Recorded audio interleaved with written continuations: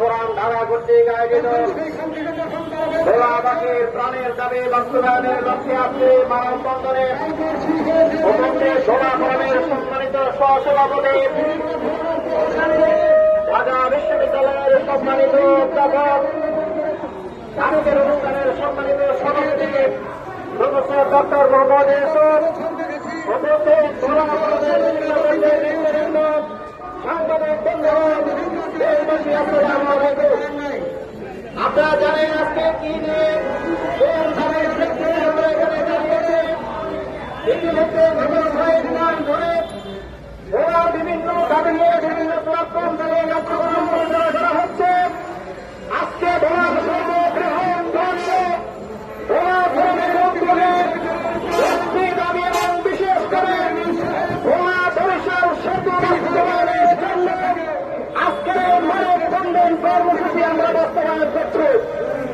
এই মানববন্ধন কর্মসূচির মাধ্যমে আমরা স্পষ্ট বলে দিতে চাই, ভোলাবাসীর এই দাবি এগুলো কোনো চাপ নয়, এগুলো কোনো ভিক্ষা নয়, এগুলো ভোলাবাসীর প্রাণের দাবি।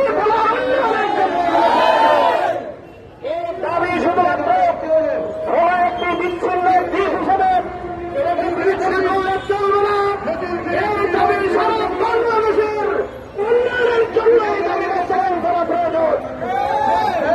সুতরাং আমরা আজকে দেশবাসীকে সেই সরকারকে অনুরোধ করব, অতি সত্তর ভোলা বরিশাল সেতু কয়েক বছর ধরে আমরা শুনে আসছিলাম। বেশিবাদী সরকার আমাদেরকে মনে ঘুরিয়ে বিভিন্ন মিথ্যা সৌদি রেখেছিল।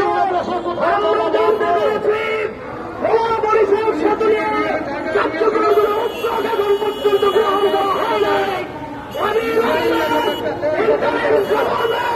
যদি ভোলা বরিশাল সেতু বাস্তবায়নের কার্যকর উদ্যোগ গ্রহণ করা না হয়, তাহলে দেশবাসী এবং ভোলাবাসীর সাথে বিশ্বাসঘাতকতা হবে।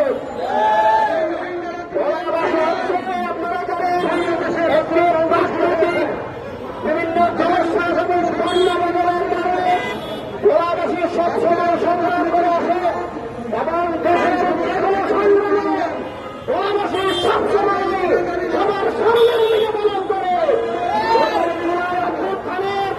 একক জেলা হিসেবে সবচেয়ে বেশি সংখ্যক সাদা সরলকারী যে খবরের যে জেলা সেটি হচ্ছে ভোলা জেলা।